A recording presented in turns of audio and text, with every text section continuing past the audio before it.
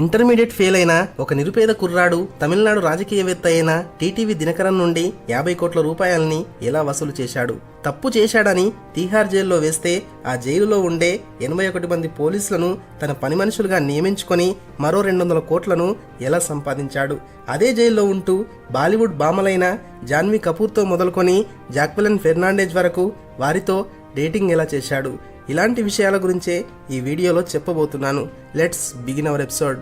1989లో బెంగళూరులోని ఒక సామాన్య మధ్యతరగతి కుటుంబంలో జన్మించాడు సుకేష్ చంద్రశేఖర్. ఇతని తండ్రి ఒక షెడ్లో మెకానిక్గా పనిచేస్తూ ఆటో పార్ట్స్ అమ్మేవాడు.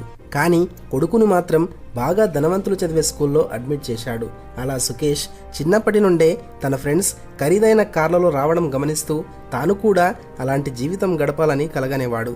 కానీ తన తండ్రి ఒక సాధారణ మెకానిక్ అవ్వడంతో అక్రమంగా డబ్బు సంపాదించాలనుకున్నాడు. తన తోటి ఫ్రెండ్స్ ఇంటర్మీడియట్లో ఎంపీసీ తీసుకోవాలా బైపీసీ తీసుకోవాలా అని ఆలోచిస్తుంటే సుకేష్ మాత్రం ఎవరిని మోసం చేయాలి, ఎన్ని కోట్లు సంపాదించాలి అని లెక్కలు వేసేవాడు. అలా అతడు 17 ఏళ్ల వయసులో ఉన్నప్పుడు తన తండ్రికి బాగా పరిచయస్తుడైన సుబ్రహ్మణ్యం అనే రియల్టర్కి భూమి విషయంలో గొడవలున్నాయని తెలుసుకున్నాడు. అతని దగ్గరికి వెళ్ళి, అంకుల్ మీరేం భయపడకండి, మన ముఖ్యమంత్రి అయిన హెచ్డి కుమారస్వామి కొడుకు నా స్నేహితుడు, అతనితో మాట్లాడి మీ ప్రాబ్లం సాల్వ్ చేస్తాను, కానీ దానికి కొంత ఖర్చు అవుతుంది అని నమ్మించి సుబ్రహ్మణ్యం దగ్గర 1,14,00,000 రూపాయలు నొక్కేశాడు. మరి అంత పెద్ద మనిషి 17 ఏళ్ల కుర్రాన్ని నమ్మి ₹1,00,00,000 రూపాయలు ఎలా ఇచ్చాడని మీకు డౌట్ రావచ్చు. కానీ ఒక్క విషయం గుర్తుంచుకోండి, సుకేష్ ఎవరినైనా సరే తన మాటలతో ప్రభావితం చేయగలడు. అతనితో మాట్లాడేటప్పుడు ఒక అనుభవజ్ఞుడితో మాట్లాడిన అనుభవం మనకు కలుగుతుంది. అలా ఈ ₹1,00,00,000 రూపాయలతో ఒక BMW, ఒక హోండా సిటీ, 12 లక్షలు విలువ చేసే కాస్ట్లీ వాచ్ మరియు బంగారు ఆభరణాలను కొనుగోలు చేశాడు. కానీ సుబ్రహ్మణ్యం ఇచ్చిన కంప్లైంట్తో పోలీసులు సుకేష్ని అరెస్టు చేసి వీటన్నింటినీ స్వాధీనం చేసుకున్నారు. ఆ తరువాత బెయిల్పై విడుదలైన సుకేష్ ఖర్చులకి డబ్బులు లేక కేరళ బయలుదేరాడు. అక్కడ ప్రముఖ టెక్స్టైల్ సంస్థ అయిన ఎమ్మాన్యుయల్ సిల్క్ కొచ్చిలో కొత్తగా షోరూమ్ ఓపెన్ చేయాలనుకుంది. ఈ విషయం తెలుసుకున్న సుకేష్ ఆ సంస్థ మేనేజర్తో మాట్లాడి తాను ప్రారంభోత్సవానికి కత్రినా కైఫ్ని తీసుకొస్తానని నమ్మించాడు. అలా వారి నుండి 20 లక్షల రూపాయలు అడ్వాన్స్గా తీసుకుని పరారయ్యాడు. అదే టైంలో ప్రముఖ మలయాళ నటి అయిన లీనా అంటే అతను ఎంతో ఇష్టపడేవాడు. లీనా మేనేజర్కి కాల్ చేసి తాను సన్ టీవీ ఓనర్ అని చెప్పి ఆమెతో పరిచయం పెంచుకున్నాడు. ఆ పరిచయం కాస్త ప్రేమగా మారి 2014లో ఆమెను పెళ్లి చేసుకున్నాడు. తరువాత సుకేష్ తనను మోసం చేశాడని తెలిసినా సరే లీనా అతని నుండి విడిపోకుండా తన భర్త చేసే నేరాల్లో కీలక పాత్ర పోషిస్తూ వచ్చింది. ఇలా వీరిద్దరూ కలిసి మరో భారీ స్కామ్కి పథకం రచించారు. అదే టీటీవీ దినకరన్ని మోసం చేయడం. జయలలిత గారు ఉన్నంత వరకు ఏఐడిఎంకేలో ఎలాంటి విభేదాలు ఉండేవి కావు. కానీ ఆమె మరణం తర్వాత శశికళ మరియు ఆమె మేనల్లుడైన టీటీవీ దినకరన్ మధ్య విభేదాలు వచ్చి పార్టీ 2 వర్గాలుగా విడిపోయింది. అయితే ఏఐడిఎంకేకి సంబంధించిన 2 ఆకుల గుర్తును తమకే కేటాయించాల్సిందిగా ఇరు వర్గాల వారు ఘర్షణకు దిగారు. దాంతో ఎన్నికల సంఘం వారిని ఒప్పించలేక ఆ గుర్తును సీజ్ చేసింది. కానీ దినకరన్ పార్టీ సింబల్ కోసం దేనికైనా సిద్ధమే అనే రీతిలో తెగించి కూర్చున్నాడు. ఈ విషయం తెలుసుకున్న సుకేష్ ఈ అవకాశాన్ని సద్వినియోగం చేసుకోవాలనుకున్నాడు. వెంటనే దినకరన్తో సమావేశమై, మీరు ఎన్నో ఏళ్ల నుండి పార్టీ కోసం కష్టపడుతున్నారు, కానీ పార్టీ మిమ్మల్ని మోసం చేసింది. ఆ సింబల్ మీ సొంతమైతే నెక్స్ట్ ఎలక్షన్స్లో మీరే సీఎం. ఎలక్షన్ కమిషన్లో నాకు చాలా మంది తెలిసిన వారున్నారు. ఆ సింబల్ మీ సొంతమయ్యేలా చేయడం నా బాధ్యత. అందుకు వారు 100 కోట్లు అడుగుతున్నారు. ముందుగా 50 కోట్లు ఇవ్వండి, పని పూర్తయిన తర్వాత మరో 50 కోట్లు ఇద్దాం అని నమ్మించాడు. అతని మాటలు నమ్మిన దినకరన్ సుకేష్కి 50 కోట్లు అందించాడు. కానీ డబ్బు అందిన వెంటనే అతని జాడ కనిపించలేదు. వాస్తవానికి ఇతను ఏమనుకున్నాడంటే తనకు డబ్బు ఇచ్చిన విషయం ఎవరికైనా చెబితే దినకరన్కి లీగల్ ప్రాబ్లమ్స్ వస్తాయని. అందువల్ల అతను ఎవరికీ చెప్పడని భావించాడు. కానీ దినకరన్ చాలా శక్తివంతమైన నాయకుడు. అతని జోలికి వెళ్లడం సింహం నోట్లో వేలు పెట్టినట్లయింది. వారం రోజుల నుండి సుకేష్ మొబైల్ స్విచ్ ఆఫ్ అని రావడంతో దినకరన్ నేరుగా వెళ్లి ఢిల్లీ క్రైమ్ బ్రాంచ్లో కంప్లైంట్ ఇచ్చాడు. దాంతో ఢిల్లీ పోలీసులు 2017లో సుకేష్ మరియు అతని భార్య అయిన లీనాను అరెస్టు చేసి తీహార్ జైలుకి తరలించారు. అయితే సుకేష్ తాను సంపాదించిన దాంట్లో ఎక్కువ మొత్తాన్ని ప్లాట్ల కొనుగోలుపై కేటాయించాడు. ఈ వ్యవహారాలన్నీ తన అనుచరుడైన దీపక్ చూసుకునేవాడు. అలా ఆ డబ్బుతో జైలు అధికారులకు గాలం వేశాడు. జైలు డీజీకి నెలకు 2 కోట్ల రూపాయలు, సూపరింటెండెంట్కి 1,50,00,000, డిప్యూటీ సూపరింటెండెంట్కి 25 లక్షలు, ఇలా జైలులో ఉండే 81 మందికి ప్రతి నెల లంచం చెల్లిస్తానని సెటిల్మెంట్ చేసుకున్నాడు. ఈ డబ్బుని తన అనుచరుడైన దీపక్ ప్రతి నెల 1వ తేదీన డిప్యూటీ సూపరింటెండెంట్ అయిన ధరమ్ సింగ్ మీనాకు అందించేవాడు. ఇలా లంచం చెల్లిస్తున్నందుకు గాను ఈ పోలీసు అధికారులే సుకేష్ కి iPhone 12 Pro మరియు ఎయిర్టెల్ సిమ్ కార్డ్ ని గిఫ్ట్ గా అందించారు. 40 మంది ఉండే బరాక్ నంబర్ 10 ని సుకేష్ ఒక్కడికే కేటాయించి సెల్లో ఉన్న సీసీటీవీలను, కట్టెన్లు మరియు వాటర్ బాటిల్స్ తో మూసివేశారు.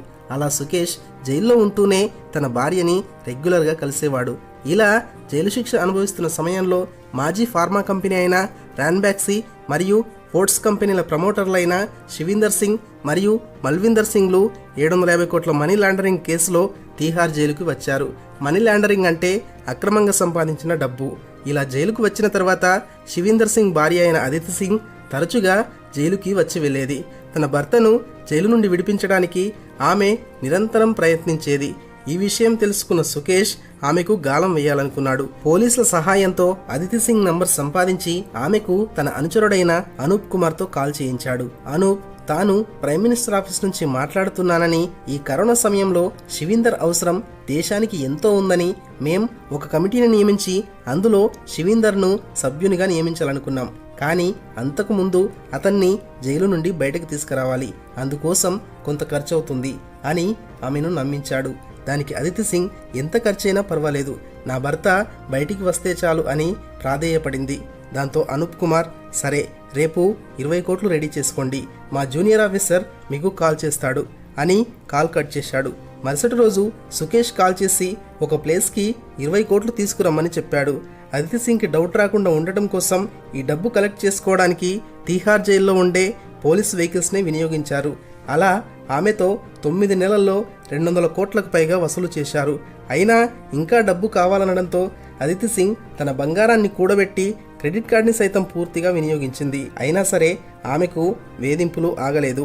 ఈ పరిస్థితులను తట్టుకోలేక ఆమె ఆత్మహత్య కూడా చేసుకోవాలనుకుంది. అయితే మనీ లాండరింగ్ కేసులో అరెస్ట్ అయిన శివీందర్ సింగ్ పై ఈడీ నిఘా ఉంచింది. అతని భార్య అయిన అదితి సింగ్ మొబైల్ని ట్రాక్ చేయగా ఆమెకు అనేక సార్లు తీహార్ జైలు పరిధిలో నుండే కాల్స్ వస్తున్నట్టుగా గమనించారు. వెంటనే అదితి సింగ్ ని అదుపులోకి తీసుకుని విచారించగా తాను ఇప్పటి వరకు 200 కోట్లు ఇచ్చి మోసపోయానని కన్నీటి పర్యంతమైంది. దాంతో పోలీసులు మళ్లీ కాల్ చేసి 10 కోట్లు ఇస్తానని చెప్పమని సుకేష్కి కాల్ చేయించారు. అలా ఆ డబ్బు తీసుకోవడానికి వచ్చిన సుకేష్ అనుచరుడు దీపక్ని అదుపులోకి తీసుకొని తీహార్ జైలుకు వెళ్లారు. ఆకస్మికంగా తనిఖీ నిర్వహించిన ఈడీ అధికారులు అక్కడ సుకేష్ అనుభవిస్తున్న రాజభోగాలు చూసి నివ్వెరపోయారు. అతిపెద్ద సెల్లో అతనొక్కడే రాజులా బ్రతుకుతున్నాడు. అక్కడే పోలీసులకు సుకేష్ వినియోగిస్తున్న 1,50,000 విలువ చేసే గుకీ స్లిప్పర్స్ మరియు 80,000 విలువ చేసే జీన్స్, మరెన్నో కాస్ట్లీ వస్తువులు లభించాయి. సాధారణంగా జైళ్లలో మొబైల్స్ పనిచేయకుండా మొబైల్ జామర్లు ఉంటాయి. కానీ సుకేష్ ఉంటున్న సెల్కి మాత్రం అందుకు మినహాయింపు ఉంది. అదిగాక అతను చాలా సందర్భాల్లో ఫోన్ మాట్లాడడానికి జైలు అధికారులు వినియోగించే టెలిఫోన్ని వినియోగించేవాడు. ఇలా ఎంక్వైరీ చేస్తున్న సమయంలోనే ఈడీ అధికారులకు మరో దిమ్మ తిరిగే షాక్ ఇచ్చాడు సుకేష్. అదే జైల్లో ఉంటూనే జాక్వెలిన్ ఫెర్నాండెజ్ మరియు నోరా ఫతే లాంటి బాలీవుడ్ హీరోయిన్లతో డేటింగ్ చేయడం. వరుసగా స్కామ్లు చేస్తూ కోట్ల రూపాయలు సంపాదిస్తున్న సుకేష్ బాలీవుడ్ హీరోయిన్లతో డేటింగ్ చేయాలని అనుకున్నాడు. హీరోయిన్లతో డైరెక్ట్గా కాంటాక్ట్ అవ్వడం కష్టం కాబట్టి ముందుగా బాలీవుడ్ ఇండస్ట్రీకి చెందిన పింకీ ఇరానీతో స్నేహం చేశాడు. తన దగ్గరికి హీరోయిన్స్ని పంపితే నువ్వు అడిగినంత డబ్బు ఇస్తానని చెప్పి ముందుగా ఆమెకు 1 కోటి రూపాయలు పంపించాడు. దాంతో పింకీ ఇరానీ 2020 నుండి చాలామంది మోడల్స్ని సుకేష్ ఉంటున్న తీహార్ జైలుకి పంపించేది. అలా ప్రముఖ బాలీవుడ్ నటి అయిన చాహత్ ఖన్నాను ముందుగా సుకేష్ దగ్గరికి తీసుకెళ్ళింది. పెళ్ళై 2 పిల్లలున్న చాహత్ను జైల్లోనే ప్రపోజ్ చేశాడు సుకేష్. కానీ ఆమె అతనితో డేటింగ్ చేయడానికి ఇంట్రెస్ట్ చూపించలేదు. దాంతో Sukesh BMW car, diamond necklace పంపుతాను స్వీకరించమని జాన్వీ కపూర్కి ఆఫర్ ఇచ్చాడు. కానీ జాన్వీ సైతం అందుకు అంగీకరించలేదు. దాంతో నోరా ఫతేని ట్రై చేశాడు. నోరా మొదట్లో ఒప్పుకోలేదు. కానీ తర్వాత ఆమె అతను పంపిన BMW కార్ని స్వీకరించింది. కానీ ఆ తర్వాత ఆమె దుబాయ్ వెళ్ళిపోయింది. దాంతో సుకేష్ సారా అలీఖాన్ వెంట పడ్డాడు. ఆమెకు 20 లక్షలు విలువ చేసే ఫ్రాంక్ ముల్లర్ వాచ్ని గిఫ్ట్గా పంపించాడు. కానీ ఈ గిఫ్ట్ తీసుకున్న తర్వాత సారా అలీఖాన్ సైతం అతనితో మాట్లాడడానికి ఇంట్రెస్ట్ చూపించలేదు. దాంతో సుకేష్ చివరిగా జాక్వెలిన్ ఫెర్నాండెజ్కి గాలం వేశాడు. జాక్వెలిన్ మేకప్ ఆర్టిస్ట్ అయిన షాన్ ముత్తాతిల్కి కాల్ చేసి తాను సెంట్రల్ హోమ్ మినిస్ట్రీ నుంచి శేఖర్ రత్నవెల్లాను మాట్లాడుతున్నాను అని జాక్వెలిన్కి ఫోన్ ఇవ్వమని అడిగాడు. దాంతో అతను జాక్వెలిన్కి ఫోన్ ఇచ్చాడు. అలా సుకేష్ ఆమెతో పరిచయం పెంచుకున్నాడు. నిజానికి శేఖర్ రత్న అనే వ్యక్తి జయలలిత గారి మేనల్లుడు మరియు సన్ టీవీ ఓనర్. జాక్వెలిన్తో స్నేహం ఏర్పడిన తర్వాత సుకేష్ ఆస్ట్రేలియాలో ఉంటున్న ఆమె తమ్ముడికి $50,000, అమెరికాలో ఉంటున్న ఆమె చెల్లికి $150,000 పంపించాడు. అలాగే జాక్వెలిన్కి 52 లక్షలు విలువ చేసే అరేబియా గుర్రంతో పాటు ఒక్కోటి 9 లక్షలు విలువ చేసే 3 పర్షియన్ పిల్లులను బహుమతిగా పంపించాడు. అంతేగాక టిఫానీ డైమండ్పై J&S అని రాసి ఆమె బర్త్డేకి గిఫ్ట్గా పంపించాడు. ఆ తర్వాత జాక్వెలిన్ని కలవడానికి ఆమె కోసం ప్రత్యేకంగా చార్టర్ ఫ్లైట్ని పంపించాడు. అలా సుకేష్ చాలాసార్లు జైలు అధికారుల సహాయంతో ఆమెను కలిసి వచ్చేవాడు. దాంతో పోలీసులు జాక్వెలిన్ని అదుపులోకి తీసుకొని సుకేష్కు సహకరించిన 8 మంది పోలీసులను అరెస్టు చేసి జైల్లో వేశారు. సుకేష్ మరియు అతని భార్యను ఢిల్లీలోని మండోలి జైలుకు తరలించారు.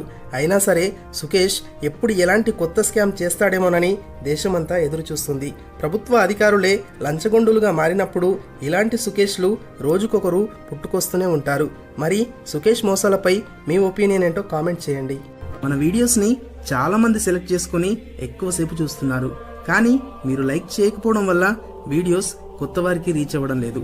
ఒక వీడియో చేయడానికి నాకు దాదాపుగా 18 గంటలు టైం పడుతుంది. సో మీరు లైక్ చేస్తేనే నా కష్టానికి ప్రతిఫలం ఉంటుంది.